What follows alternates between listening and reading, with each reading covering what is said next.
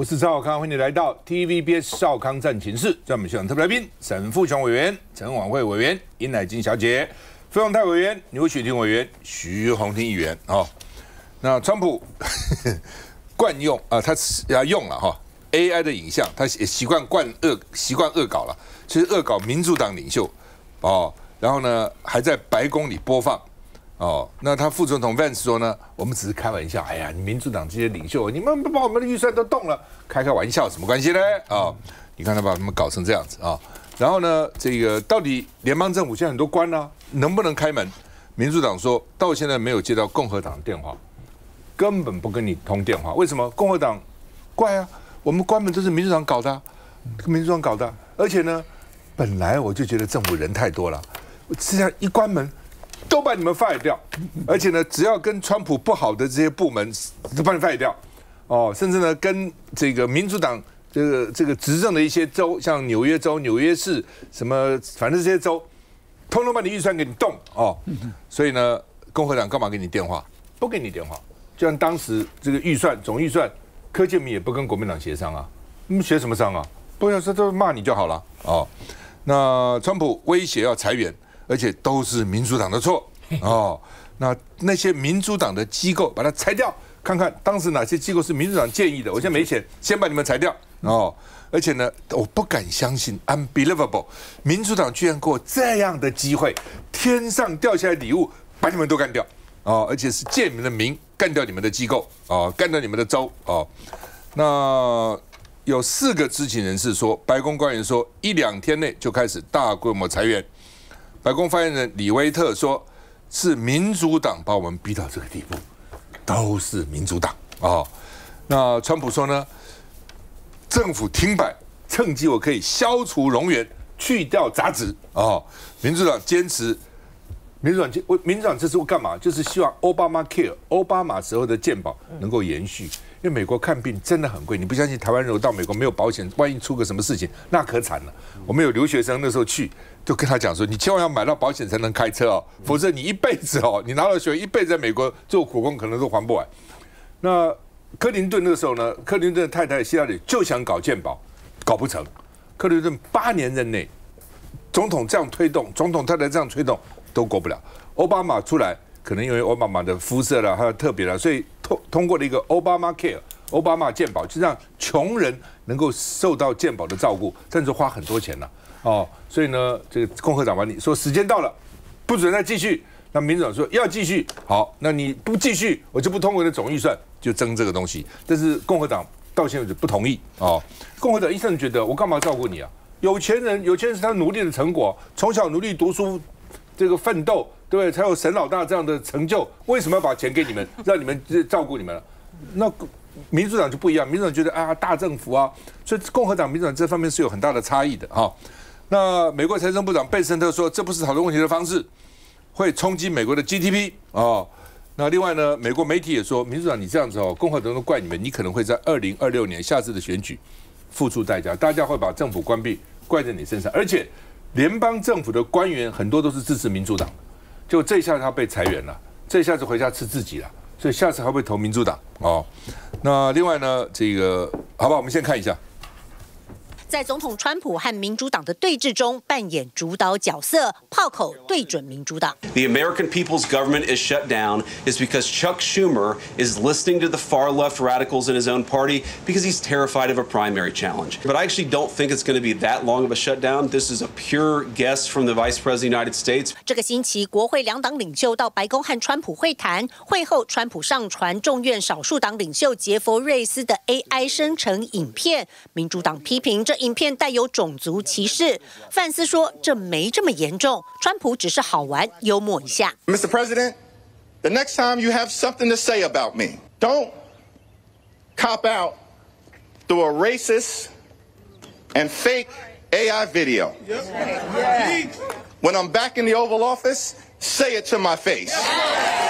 Is he a Mexican American that is offended by having a sombrero meme? I think it's funny. The president's joking and we're having a good time. You can negotiate in good faith while also poking a little bit of fun at some of the absurdities of the Democrats' positions and even, poking some fun at the absurdity of the Democrats themselves. I mean, I'll tell Hakeem Jeffries right now, I make this solemn promise to you that if you help us reopen the government, the sombrero memes will stop. And I've talked to the President of the United States about that. 美国联邦政府关门，行政部门社群小编放无薪假，但不代表美国总统川普的真实社群会静悄悄。川普发文呛奥勒冈也挺农民，还发文说他真心相信联准会主席鲍尔是阻挠者，也上传了这段影片。Bigotry will get you nowhere. 杰佛瑞斯还是被加了八字胡和墨西哥草帽，另外4个川普客串组成墨西哥街头乐队。影片也在白宫简报室的荧幕重复播放，战胜川普展现他不因为被批评就退缩的一贯风格。然后等到最后，你认为会关门多久？然后呢，这7年来第一次关哦，川普第1任有关，后来就没关了。那共和党会退让还是民主党会退让？还大家都不退让，继续干？这个当然有一天会开门啊，有一天。但是这个有一天，以前的历史记录有30几天，有40几天，没有那么严重啊，没有那么严重。但是你刚才有一点是讲对了，你说台湾去美国的人，除非他很有钱啊，他如果没有健保的话，去美国是很危险的。我跟你讲，我 offer 一个非常简单的办法，就带我做他们的随身家庭医师就解决了嘛，对不对？这么简单啊！我这里 offer， 大家都要带你去，你就分身乏术了。哎，没有关系，我就隔空诊断、隔空治疗，什么都行。但是我跟你讲，川普讲这些话一点都不稀奇，这是很坦白、很老实的，充分展现他的个性。他就是一个极端自私的人。他脑筋里头连一点人道精神都完全没有，他就是这样，他就让你知道也无所谓哦。他说：“哎，关门就关门啊，关门我趁这个机会砍掉你们的人，让你一点话都没有话讲。”所以这种人哈，我们台湾派去谈判的代表，像这个郑丽文不是郑丽君，这个哈文质彬彬，安尼哦，做心事诶 lady， 川普最不怕这种 lady， 你知道吗？这个一点都不刁钻的 lady， 被他吃得死死，看得死死的。所以哦，真的，你看，我们等一下还要讨论这个黄豆啊、玉米啊，这个黄小玉。我告诉你，我在美国的时候啊，遇到丰收的时候。我们那个华盛顿州的小麦多到满坑满谷，就堆在哥伦比亚河的两岸，就变成堤岸了。堤岸都是小麦哦啊！那段时间幸亏是不下雨的季节，如果下雨了，台湾小麦通通出芽，管理也是呗。所以现在你看，川普不太在乎什么可卖，什么可买，不要卖，不要买。他现在担心的是那个黄豆啊。黄豆通通加起来也不过几十亿美金，金额之小是产值不高了，是非常的小。但是政治影响，但是他很紧张，他非常紧张。他的州，他就说拜登跟你们讲好的哦，就是说要买多少啊，你都没有执行，所以他现在非常紧张。但是老共习近平是很厉害的，习近平在这个贸易对干的时候啊，他不但想到说什么不卖。他也想到什么不买哦，所以呢，美国每年的这个大豆的进口的30%啊，是向我们买，但是今年到目前为止，连一个货柜都没有买，通通向巴西跟阿根廷买的啊。你看那个他的财政部长本森特，对不对？本森特在 North Dakota， 他有地也在种大豆你知道吗？他也在种大豆，好几千。所以这个要跟川普这搞东搞西搞这些东西啊，你真的这个民进党政府，你平时修理国民党是很厉害的，但是修理对付川普，你是一只小绵羊啊，你知道？所以这些罗马啊，你知道不讲道义的罗马，民进党根本没有想要对付。美国民进党就听话就好了啊，像一个小猫，乖乖小猫。这个也是你的缺点，你只是看到民进党的表面，你没有看到民进党内心的焦虑。好吧，我们看看川普怎么逼习近平买黄豆、买大豆。美国总统川普在真实社群发文表示，再过4个星期，他将和大陆国家主席习近平会谈，黄豆会是主要的讨论议题。川普说，中国为了谈判拒绝采购美国黄豆，影响美国的黄豆农，怪前总统拜登没有执行他在第1任和中国达成的第1阶段贸易协定。根据美国农业部资料，去年中国的进口黄豆有1/5来自美国，达120亿美元。不过，从今年9月18号开始，中国就没有进口任何美国黄豆，是1999年以来首见。共和党农业州参议员在听取美国驻中国大使庞德伟的简报后表示，中国刻意不采购美国农产品，这在短期内不会有改变。川普强调自己不会让美国农夫失望，将会用一些关税收入帮助农夫。川普将在月底展开这个任期的首次亚洲访问行程，在南韩 APEC 峰会期间和习近平会谈，有可能造访南北韩非军事区，跟北韩领导人金正恩会面。预计在吉隆坡会见因为购买俄罗斯石油跟美国关系紧张的印度总理莫迪，在东京则将会晤上任只有几星期的新任日本首相。美国联邦政府关门，让马来西亚、日本及南韩驻华府使馆忙着搜集相关资讯。日经亚洲报道，美国国务院日本事务处的运作维持70%，五角大厦只有主任层级以上上班，暂时互动只能降到最低。不过，川普出访的筹备工作持续进行。小牛怎么看？这基本上随着10月底川普亚洲行的时间逼近嘛，这美中之间的谈判，你总要有一些新的进度嘛。好，特别是考量美国政府现在遇到一个关门的危机嘛，所以对于川普来讲，他会需要在对外的战场上面，他要取得一定的进展跟胜利嘛。但我觉得以中美谈判的大格局来讲，我认为北京有意在跟他比气场了。也就是说，我愿意去承受短期内不管是关税也好，或者是你的围堵也好，言语上吃豆腐也好的各种小动作。他就跟你忍着嘛，因为我认为在川普已经是第2个任期嘛，那北京方面跟他谈判的时候，大家已经摸清楚他的风格嘛。这其实连我们政论节目也讨论好多次了嘛，交易性格啊、元首外交，还有本土优先等等，这其实是在他的不可预测性里面也摸到了一定的这个脉络。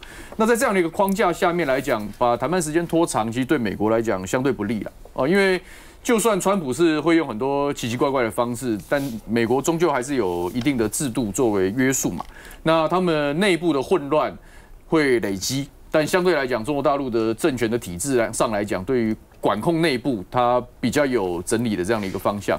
所以现在推到这边，比如说以大豆来讲，我认为中国大陆可以用宏观调控的角度，来适时的接受川普的一些要求，但关键是特别跟台湾相关的关键是在习近平接受这些要求，也许是大豆的采购、飞机等等这些采购背后，那习近平换不换得到他的政治目的嘛？那台湾会不会被卷进去？然后在里面有多少的权重？这我想是我们国内要特别关注10月底这场亚洲行的几个观察的重点。休息一下再回来。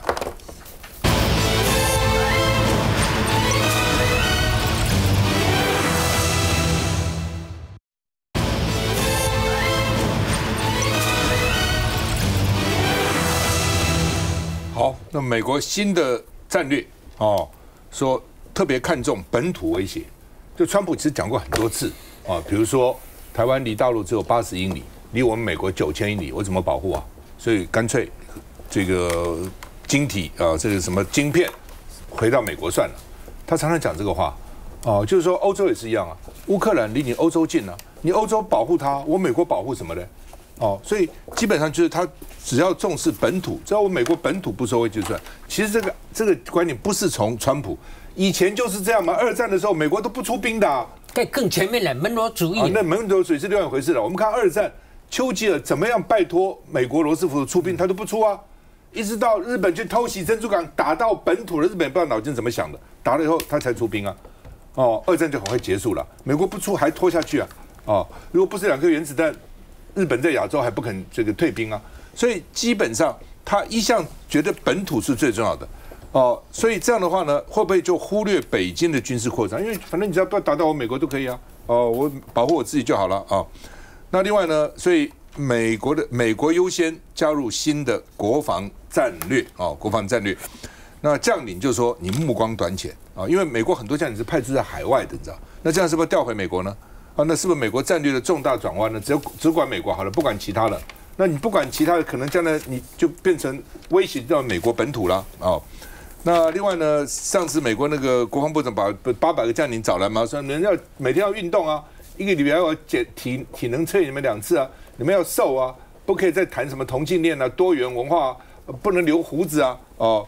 然后呢，这个美国核武打击上将指挥官申请退役哦，其实他也还好，并不胖嘛哈。他原来是要他做副秘书长副参谋总长了，后来突然又取消了哦。当时美国媒体说他可能会变成直接当参谋总长，后来参谋总长是别人哦，他副参谋总长又被取消了，他火大了哦，再加上这个国防部长讲那些阿里不达的话，不干了哦。那川普，美国一直说普丁说这个俄罗斯是纸老虎了，说普丁是纸老虎了。那普丁说我们是了，我们看起来我们在乌克兰这个推进是不是那么顺利了？我们不是跟乌克兰打仗，我们是跟整个北约里还包括美国，跟你们全部在打仗啊！我们面对你全部的北约，包括美国，我们还有推进呢。那如果说我们是纸老虎，那你们是什么？你北约是什么？这是普丁的回击，北约又算什么哦？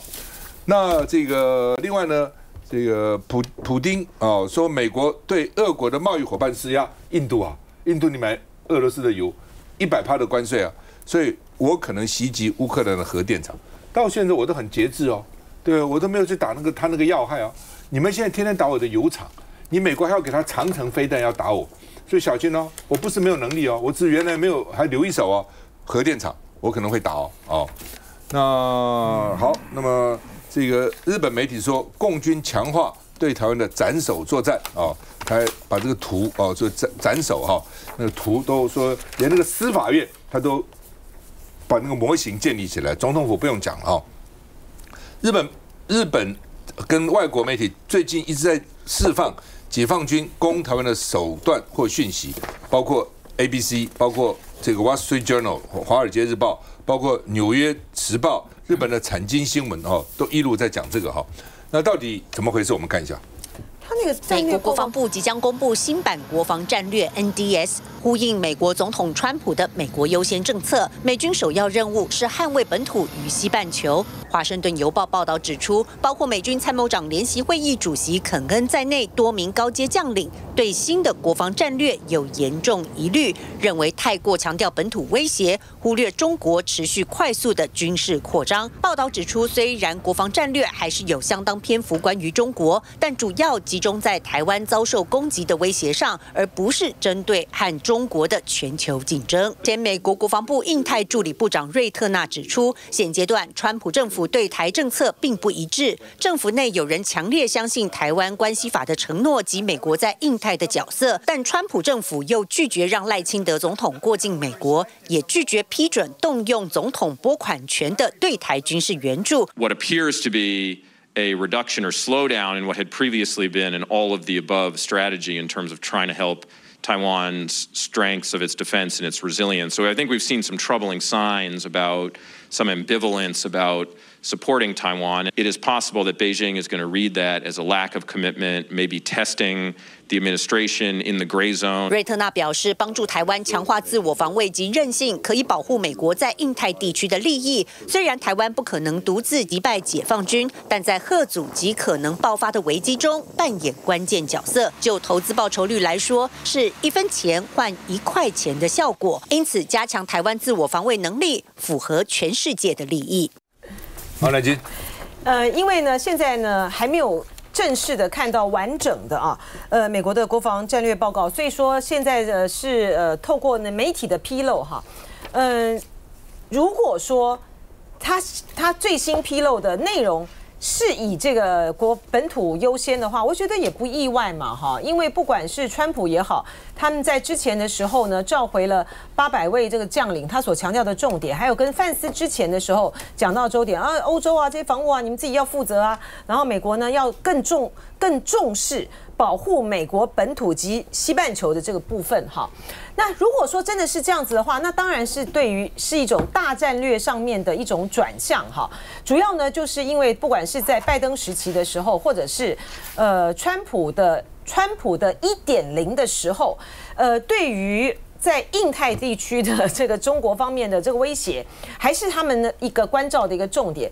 但是因为川普上来之后，他最近他们就跟印度，他跟莫迪闹翻啦，所以他们的印太战略的印度，他现在的扮演的角色到底是什么？本来就画上一个问号啊。但是呢，我们还是要看最后定版的美国的国防战略，它的出炉的到底是情况是怎么样？因为才不过多久。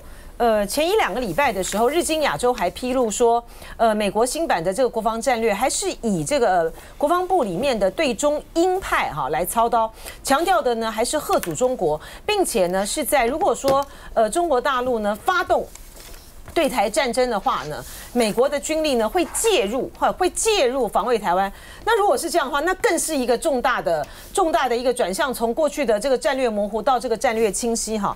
不过我们看川普他整体的对于不管是中国政策也好哈，他对于中国大陆的政策，他对于俄罗斯的政策哈，他对于这个全球的一个防卫，我觉得很重要的就是他一定要锁定它是一个交易型的一个总统这样的一个特质啊，所以说当他跟这个中国大陆有更大的贸易，他就要跟中国大陆做生意，好，要有更大的一个贸易的往来，他所寻求的是如何在这个以这个中国大陆和这个美国双方的最大的创造贸易价值，就要赚钱的这个前提之下的话呢，我觉得他会牺牲，会牺牲对于传统以来，美国很强调的什么民主同盟啊、捍卫的这样的价值的。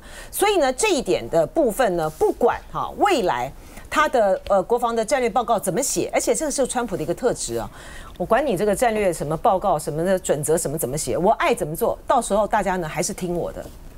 就听他的就对了，好吧？回到国内海鲲号，我们期望很高啊。哇，这个是第一艘我们自己做的非常这个棒的这个潜水艇，现在在进到屋里60几天，然后在港里20天，还出不了海，不能去海测啊。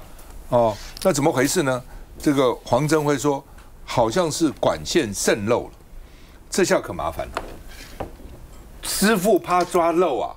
它这个管线如果在潜水下面，要把上面拆才能找到漏啊，所以为什么搞了半天还不能去海测啊？所以呢，恐怕11月很难交潜水艇。原来中船台船是答应11月交给军方的，军方现在不敢收啊。原来台船董事长跟这个黄曙光两个还夸下海口，说到时候下水的时候我们2个一起进去，如果沉不下去我们就一起共存亡。现在黄曙光也辞了，台船董事长也换人了现在谁要跟那个潜水艇下去啊？好，那么现在顾立雄说11月可能很难交，但顾立雄当然不这样，是说如果11月交船是很大的挑战，就是交不了的意思嘛。我还记得我在美国读研究所的时候，我们做实验的时候很困难的，我常常去找教授，我说 Doctor 什么我说 It's very difficult， very challenging。Very challenging， 我说很困难，他说很有挑战性，挑战跟困难，它只是不同的表达的方式那顾立雄说，海测完才动之后续预算，因为当时立法院就说，你总是要交件第一艘没问题，才有后续的预算给你啊。那时候民进党骂的臭头，马文君骂的臭头要法办他等等，那就国防部都这样讲了。海测当然要海测完嘛，如果海测都不完，你还什么后续呢？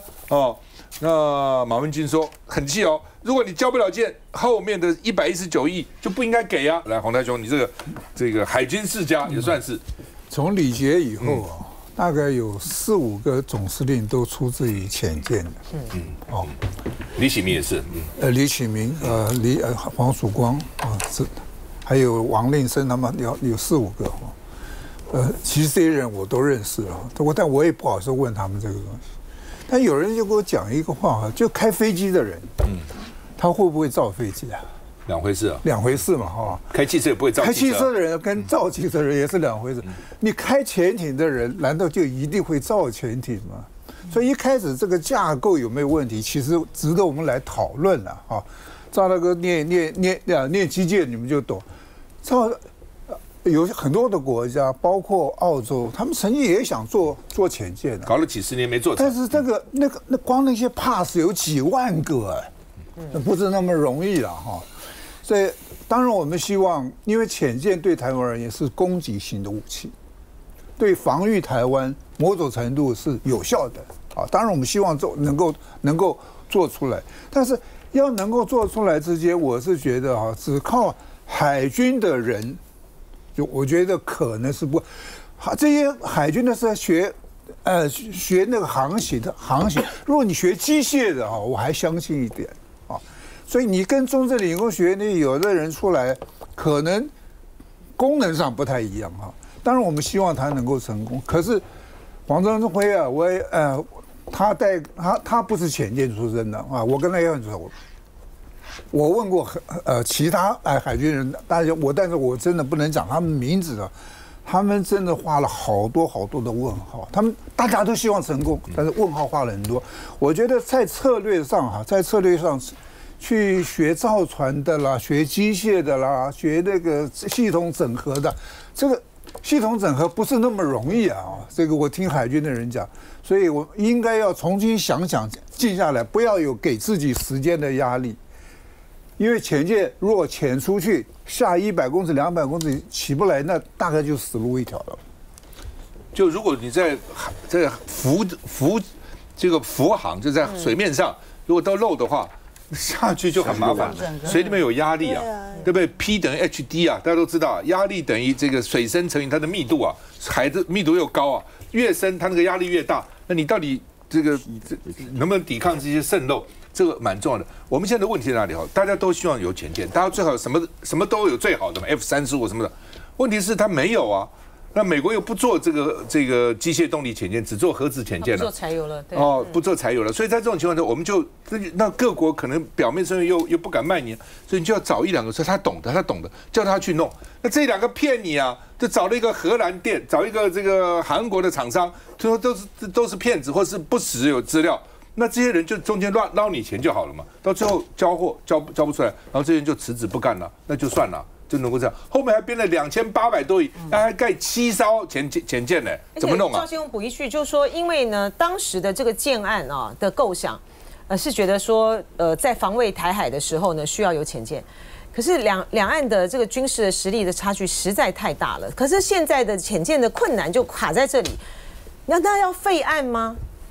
就是在没有办法废案的情形之下，如何的确保起码我们第一艘的这个原型舰，让它能够平稳的、成功的建造完成，变成是一个最低的一个期待。所以说，马文君今天提到说要把一些的预算呢先砍掉，我觉得是一种策略性的哈，就是说到底如何的，我觉得刚才费委员讲的很有道理，就是说不要有时间的压力的情形之下，如何的确保第一艘的原型舰起码能够成功的造成。我再讲2句话哈。如果我们现在有3艘潜舰，海龙、海虎，那是还有一个我们没有听过，海龙、海虎、海豹哈，2个比较新一点，一个是比较旧一点，但是也都很旧。再加上如果8艘的11艘，请问停在哪里？我曾经咨询过国防部长，我们讲。很多国家的潜舰都是在海湾里面直接开进去。